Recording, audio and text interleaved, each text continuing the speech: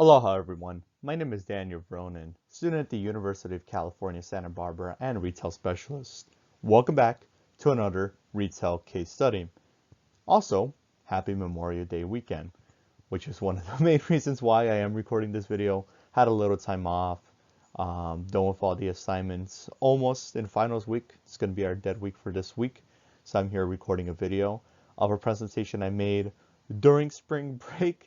Hopefully I could do more during the summer. I will be having classes then, but other than that, welcome to another case study. We left off at Pier 1 Imports, a sort of art gallery of department stores featuring exotic goods from all over the world. Now we're switching it up with sports, baseball, American football, European football / soccer, and other sports. Today, we'll be looking at Sports Authority. Our table of contents for this video include the introduction to the case study, what is Sports Authority, beginning to the concept sports store in 1987, Kmart Corporation from 1990 to 1994, Sports Authority during and after 2005, 2003 merger, 2006 leveraged buyout, struggles and liquidation in 2016, and the conclusion to the case study. In a rush to get sporting goods? Where do you look? Amazon, Dick's Sporting Goods, Big Five? But have you ever considered Sports Authority? As the largest full-line sporting goods retailer in the United States, Sports Authority was everyone's first choice when it came to a pair of cleats or a bat for the game day for baseball or any other major event that uses a bat or cleats. However, where did it all go? Starting as a concept store in Fort Lauderdale, Florida, it was soon developed into the largest sporting retailer with the help of Kmart Corporation. After Kmart experienced struggles from other retailers, Sports Authority grew even more in popularity by becoming financially independent after a public offering in 1995. This led to the company opening more stores. However, the 21st century proved to be a struggle for the company. Through multiple mergers and new challenges from online retailers, Sports Authority was forced to exit the market during the 2010s. Today, we will be talking about the rise and fall of Sports Authority through the factors mentioned alongside other specific details. Now, as you may know, Sports Authority is a sporting goods retailer, but what it truly is it? We'll explain a little in detail from this slide. Sports Authority was a sports retailer that sold merchandise, accessories, and other products that revolved around different sports such as football, American and European football, or soccer, as is mentioned, golf, baseball, etc. Sports Authority is like its competitors with Big Five Sporting Goods, Dick's Sporting Goods, and others in the mix. All large format stores exceeded 40,000 square feet and had 450 stores by the time they liquidated all their locations in 2016.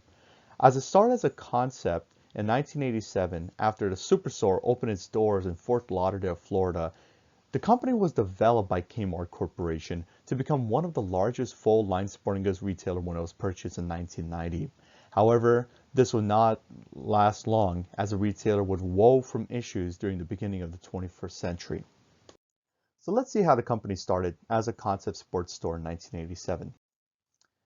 In 1987, an ambitious man by the name of Jack Smith sought off to build his own sporting goods retailer after some previous executive and leadership positions in other companies.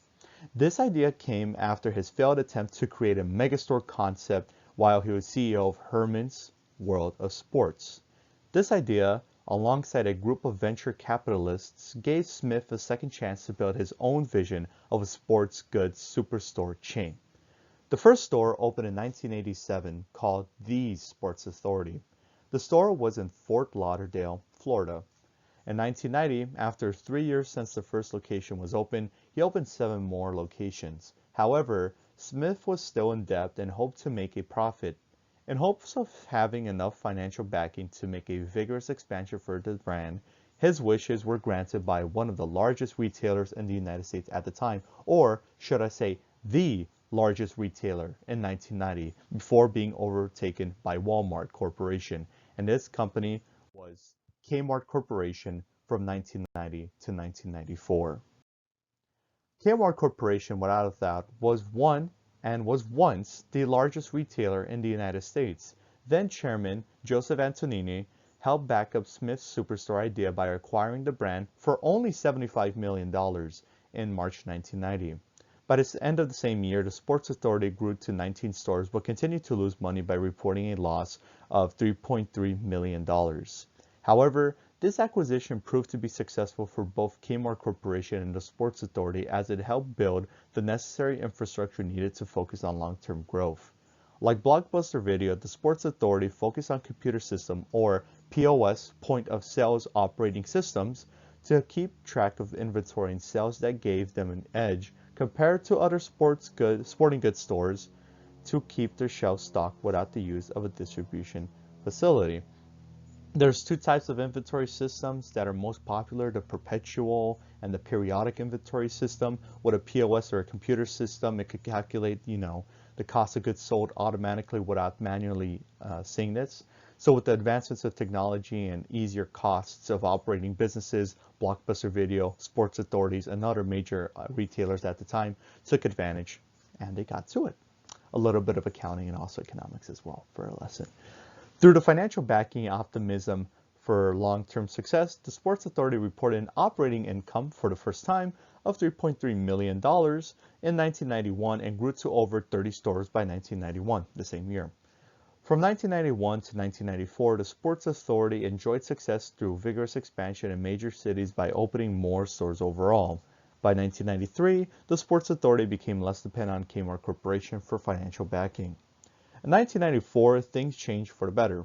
As a result of Kmart's increased competition from Walmart and Target Corporation, the Sports Authority was approved for initial public offerings to help mitigate the financial loss that Kmart was dealing with.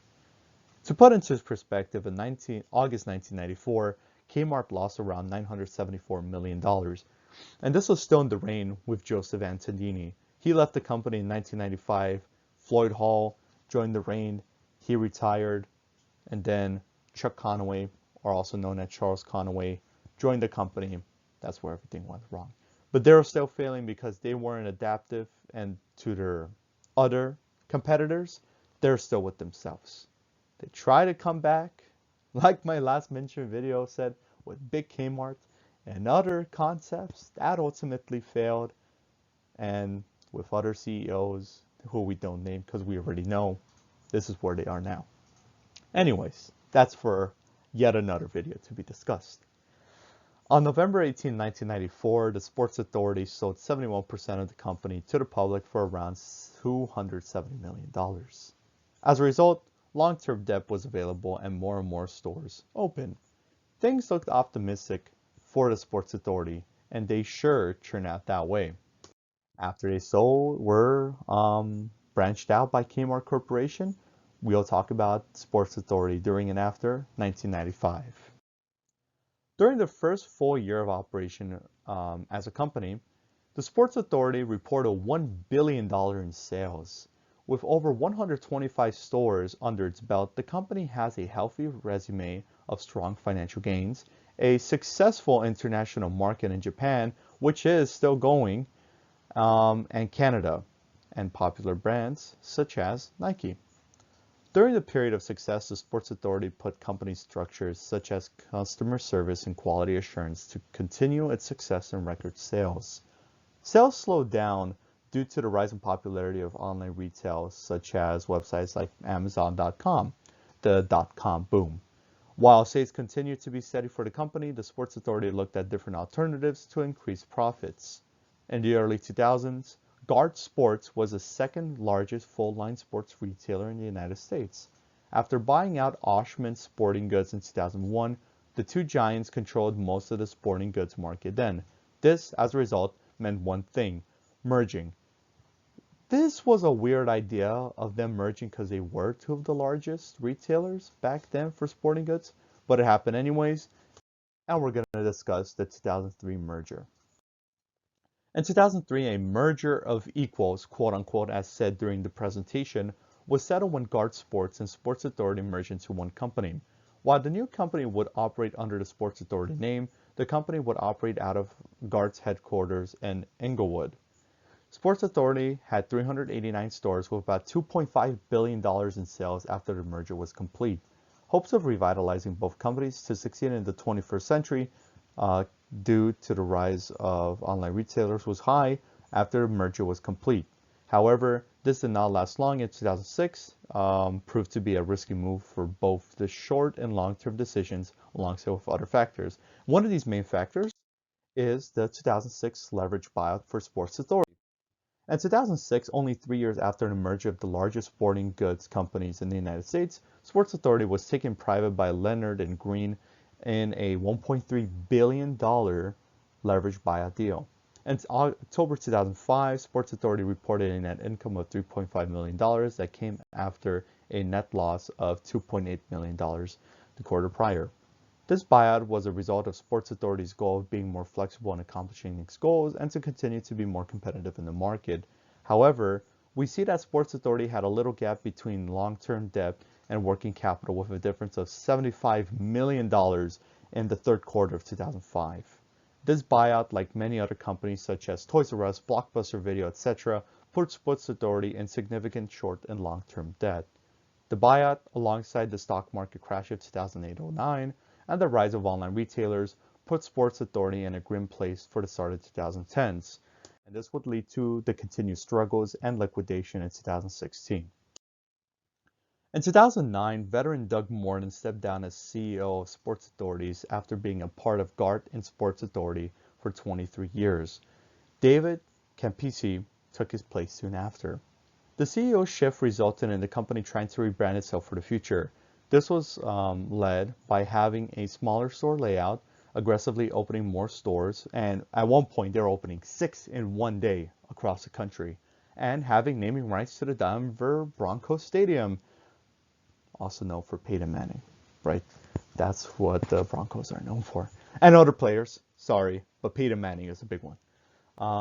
Campisi also soon resigned after 2 years with the company and was replaced by interim CEO Darrell Webb, who was succeeded by Michael Foss. During the midst of all these changes, both internally and externally, the company struggled dramatically. As Michael Foss described himself, debt was crushing the company with little to no profits in stores and customer service alongside inventory struggling dramatically. This left nothing on the table for Foss and his executive team to work with to survive against rising competition with their own market, Big Five, Dick's Sporting Goods, and online retailers such as Amazon. As a result of continued debt and a decreasing customer base, Sports Authority filed for Chapter 11 bankruptcy on March 2, 2016, after missing a $21 million payment for their interest to bondholders 2 months prior to the reorganization filing. On April 26, Sports Authority announced they would sell all of their assets, which include all remaining store locations, with the intention to keep them open. While Dick's Sporting Goods did buy the site and customer data for $15 million, on May 18, 2016, Sports Authority decided to convert the Chapter 11 bankruptcy filing into a Chapter 7 bankruptcy filing, which meant the company would liquidate all of their assets. The main two differences between 7 and 11, right? 11 is the reorganization of a company, keeping a little barrier over the company so that they have time to reorganize and then they can emerge from Chapter 11 bankruptcy while protecting their stores, their assets such as employee and whatnot. Chapter 7 means you're just gone bankrupt, you lose, there's no way to get out of it. You're liquidating all your assets, do as you please, make sure everyone or almost everyone gets paid out through a buffet line and so forth. There you go. By the end of August 2016, all stores have closed and the company ceased their operations in the United States, which brings us to our conclusion. While the Sports Authority enjoyed a great amount of success in the 1990s going into the 21st century, mergers and buyouts proved to be the emergency brake in their success. What was once the largest full-line sporting goods retailer soon fell into abyss with a reorganization filing in March 2016 to a liquidation sale starting 2 months later.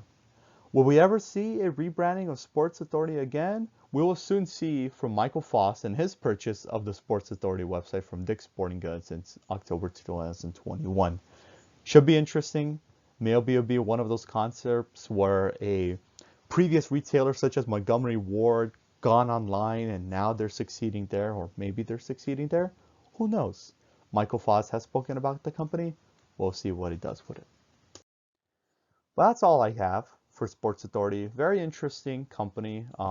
Largest sporting retailer, now bankrupt, and now here we are. So thank you again for watching this video. Let me know if you have any suggestions down in the comments for a future video.